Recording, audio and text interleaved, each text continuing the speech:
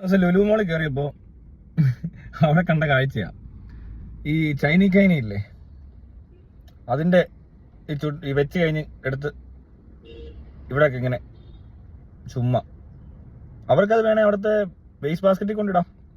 പക്ഷെ അത് പറ്റത്തില്ല. എന്തടി ഇങ്ങനെ അവിടെ എഴുതി വെച്ചേക്കുന്നത് ബബിൾ ഗം കൊണ്ട് ടോയ്ലറ്റിൽ തുപ്പരുതെന്ന് എഴുതി വെച്ചിട്ടുണ്ട്. ഇത് പ്രത്യേകം എഴുതി വെക്കണമായിരിക്കും. തമ്പാക്കും ഈ ചൈനീ കൈനയൊക്കെ മറ്റേ നിരോധിത ലഹരി വസ്തുക്കളായിട്ടാണ്, അതുകൊണ്ട് അത് എഴുതി വെക്കാൻ പറ്റത്തില്ല. ഇവിടെ കഞ്ചാവ് പീടി ഇടരുതെന്ന് എഴുതി വെക്കാൻ പറ്റും എന്ന് പറഞ്ഞ പോലെ. എന്തൊരു മനുഷ്യനാണെന്ന്. ഈ ലുലു മോളിലൊക്കെ സത്യം പറഞ്ഞാല് ഏറ്റവും എപ്പോഴും ക്ലീൻ ആക്കിക്കൊണ്ടിരിക്കുന്ന ഒരു സ്ഥലമാണ്. എനിക്കൊന്ന് ഏറ്റവും വൃത്തിയായിട്ട് ടോയ്ലറ്റ് അല്ലാതെ ആ അന്തരീക്ഷം മൊത്തത്തിൽ ആ ക്ലീനിങ്ങിനും ഒക്കെ ഭയങ്കര പ്രാധാന്യം കൊടുത്തുകൊണ്ട് വളരെ നല്ല രീതിയിൽ പ്രവർത്തിക്കുന്ന ഒരു സ്ഥാപനത്തിൽ കയറി അവിടെ തന്നെ ഇത് കാണും. ഇവൻ ഇന്ന് അപ്പുറത്ത് ആ ടോയ്ലറ്റിലോ വല്ലതും കയറിയിട്ടുണ്ട് ഫ്ലഷ് അടിച്ചിട്ട് പോരുത്, അല്ലെങ്കിൽ വേണ്ട അവിടെ ഡസ്റ്റ്ബിനകത്തൊക്കെ ഇടാം. ആ ഫുഡ് വേസ്റ്റ് ഇടുന്നിടത്തൊക്കെ കൊണ്ട് ഇട്ടാൽ മതി. അവിടെ ഒരുപാട് ഡസ്റ്റ്ബിൻസ് വെച്ചിട്ടുണ്ട്. യൂസ് മീ എന്നൊക്കെ എഴുതി വെച്ചിട്ടുണ്ട്. ഇതിനകത്ത് കൊണ്ടിടേണ്ട വല്ല ആവശ്യമുണ്ടോ? വല്ലാത്തവരും മനുഷ്യരായത്.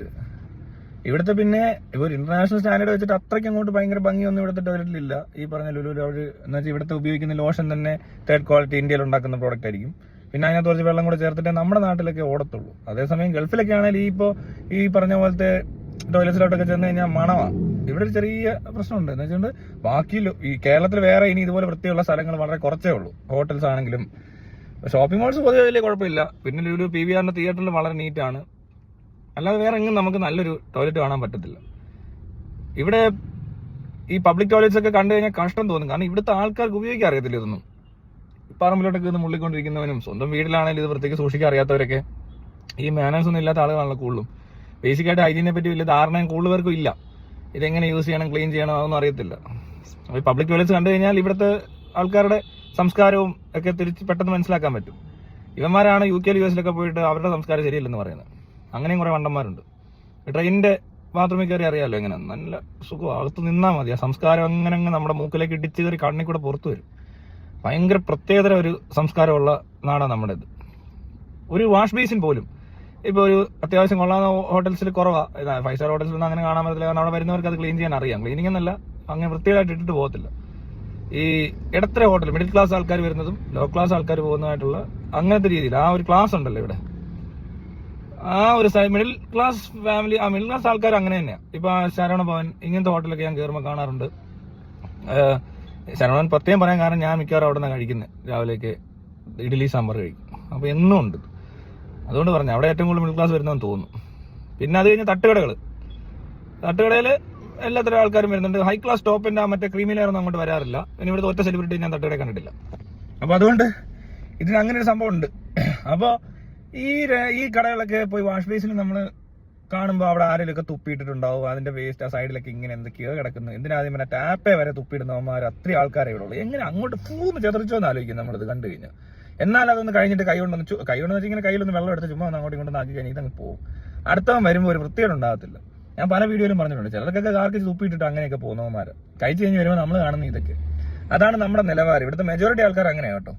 നല്ല പൈസ ഉണ്ടെന്ന് പറഞ്ഞ കാര്യമില്ല. ഒരു ഹൈ ക്ലാസ് സ്റ്റാൻഡേർഡ് ജീവിക്കുന്ന ആൾക്കാർ പോകുന്ന സ്ഥലങ്ങളിൽ ഇതില്ല.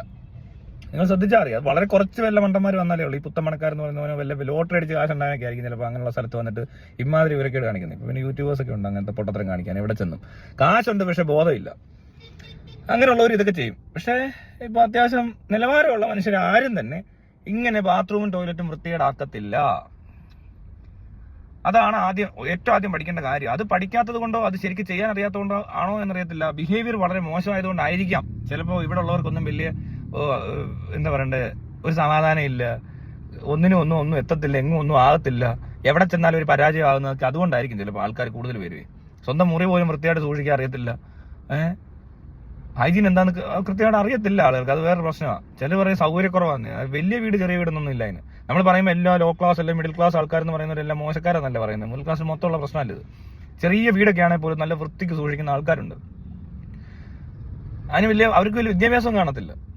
അവർ ചെയ്യുന്ന തൊഴിലും ചിലപ്പോൾ അങ്ങനത്തെ തൊഴിലായിരിക്കത്തില്ല. പക്ഷെ അതിന്റെ മുറി വൃത്തിയായിരിക്കും. ആ മനുഷ്യനോട് ഇടപെട്ടാൽ നമുക്ക് അറിയാൻ പറ്റും. അവരുടെ വീട്ടിൽ പട്ടിയോ പൂച്ചയൊക്കെ ഉണ്ടാവും ചിലപ്പോൾ. പക്ഷേ ഇത് മറ്റവർക്ക് അങ്ങനല്ല. അവർക്ക് വൃത്തിയും കാണത്തില്ല, ഒരു വളർത്തുമൃഗവും കാണത്തില്ല.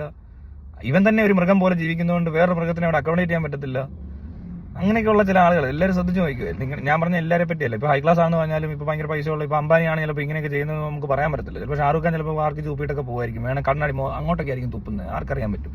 അങ്ങനത്തെ കാശുള്ളവന്മാരോട് ഉണ്ട്. ഈ മറ്റേ അഹങ്കാരം കയറിയിട്ട് എല്ലാം ബാക്കി ഒന്നും ശ്രദ്ധിക്കാത്തവരൊക്കെ ഉണ്ട്. മുറിയൊക്കെ ആണെങ്കിലും എന്തെങ്കിലും വലിച്ച് വാരിയൊക്കെ എറിയുക, മൂക്കിയിട്ടിടുകയൊക്കെ ചെയ്യുന്ന മുറിക്കകത്തോ വല്ല കട്ടിലൊക്കെ മൂക്കിയിട്ടിടുന്നവന്മാരൊക്കെ കാണും. അതൊന്നും നമുക്കറിയത്തില്ല. പക്ഷെ ഞാൻ പറഞ്ഞ കൂടുതൽ ആളുകൾ അങ്ങനെയല്ല. എഡ്യൂക്കേറ്റഡ് കൾച്ചർ എന്ന് പറഞ്ഞാൽ നല്ല ബിഹേവിയർ ഉള്ള ആൾക്കാരൊക്കെ ഇതൊക്കെ നോക്കും. ഇതൊക്കെ അവര് ഇനി ഞാൻ പോകുമ്പോൾ ഇനി എന്റെ മുന്നിൽ വന്നവൻ എന്താ ചെയ്യുമെന്ന് ഞാൻ നോക്കത്തില്ല. ഞാൻ മൊത്തം ഇങ്ങനെ ഒന്ന് വെള്ളമൊക്കെ ഒന്ന് ഒഴിച്ചിട്ടിട്ട് അടുത്ത ആൾ വരുമ്പോൾ അതങ്ങ് ഒഴിവാക്കും. ഇനി അയാൾ കണ്ടോണ്ടിരിക്കുകയാണ്, അയാളിങ്ങനെ അടുത്ത പ്രാവശ്യം പോകുമ്പോൾ അയാൾക്ക് തോന്നണം ഏത് ഇങ്ങനെ നാക്കുന്നതുകൊണ്ട് കുഴപ്പമൊന്നും ഇല്ല. അതുകൊണ്ട് തന്നെ പ്രത്യേകം ചെയ്തുകൊണ്ടേയിരിക്കും, ഒരിക്കലും നിർത്താൻ പോകുന്നില്ല. പിന്നെ നമ്മുടെയൊക്കെ സാധനങ്ങളൊക്കെ ആണല്ലോ നമ്മൾ വൃത്തിയായിട്ടിരിക്കുന്നത് ആഗ്രഹിക്കുന്നവരെല്ലാവരും അല്ലേ. അതുപോലെ ലുലുമോളിലൊക്കെ ചെന്ന് കഴിഞ്ഞാൽ മാക്സിമം അവരെ ഉപദ്രവിക്കാതിരിക്കുക. ഇതൊന്നും അവർക്ക് വലിയ പ്രശ്നമൊന്നുമല്ല, എങ്കിൽ പോലും അതൊരു ഓവറായിപ്പോയി. ഞാൻ നോക്കിയപ്പോൾ വൃത്തികേടായിട്ട് കിടക്കുന്ന സ്ഥലങ്ങളിൽ വീണ്ടും വീണ്ടും വൃത്തികേടാവാൻ സാധ്യതയുണ്ട്. നല്ലപോലെ വൃത്തിയുള്ള സ്ഥലത്ത് നമ്മൾ വൃത്തികേടാക്കാൻ പറ്റത്തില്ല എന്നൊരു സൈക്കോളജി ഉണ്ട്.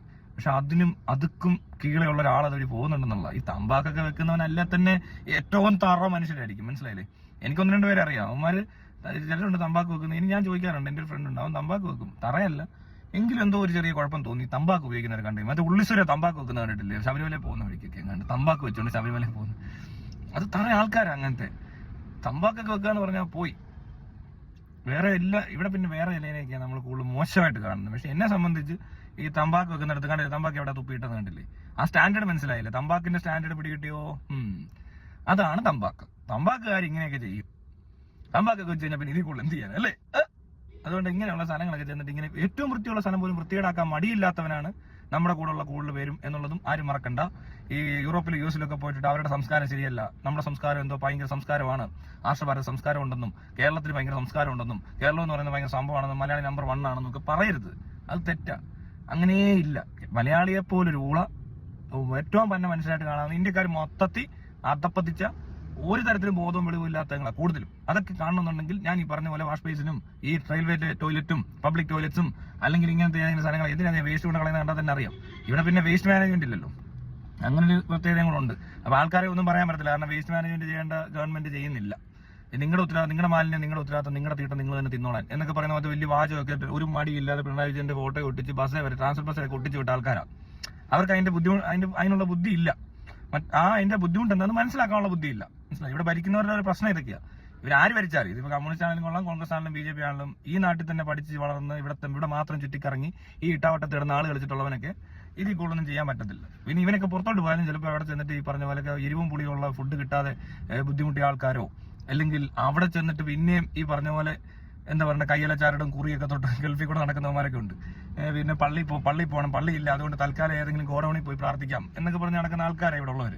അപ്പൊ ഇവന്മാർക്ക് എവിടെ ചെന്നാലും രക്ഷപ്പെടാത്തൊരു തലക്കകത്ത് എന്തോ കയറ്റി വിട്ടിട്ടുണ്ട് ചെറുപ്പത്തിൽ തന്നെ. പഠിച്ചതിനകത്ത് കുഞ്ഞിലെ തന്നെ എനിക്കൊന്നും ഇനി മലയാളം ഭാഷയുടെ കുഴപ്പമാണെന്ന് അറിയത്തില്ല. മലയാളം പക്ഷേ ഇന്ത്യയിലെ കൂട്ടത്തിൽ ഭേദമാണ് മലയാളികൾ. അയ്യോ വേറെ അല്ലാത്തൊക്കെ വരും. ഇപ്പൊ ബീഹാർ, ആസാം എന്നൊക്കെ പറഞ്ഞ സ്ഥലത്തു നിന്നല്ലേ ആന്ധ്ര എന്നൊക്കെ വരും. തമിഴ്നാട്ടുകാർ പിന്നെ ഇപ്പൊ ഇച്ചിരി മെച്ചപ്പെട്ടിട്ടുണ്ട്. പക്ഷെ ഇവന്മാർ ഈ ആസാമികളൊക്കെ വന്നു കഴിഞ്ഞാൽ അവർക്ക് ടോയ്ലറ്റ് ഉപയോഗിക്കാൻ അറിയത്തില്ല, കക്കൂസ് എവിടാന്ന് അറിയത്തില്ല, എല്ലാം പറമ്പിൽ തൂക്കിക്കൊണ്ടിരിക്കുന്നവന്മാരൊക്കെയാണ്. അത്രയാണെന്നൊന്നും അല്ല, മലയാളികൾ അതിലും ഭേദമാണ്. അതൊക്കെ വെച്ച് നോക്കും. പക്ഷെ എന്ന് പറഞ്ഞുകൊണ്ട് പൊളിയുമല്ല, 1-ാം നമ്പറല്ല, മലയാളി ഒരു മൈലുമല്ല.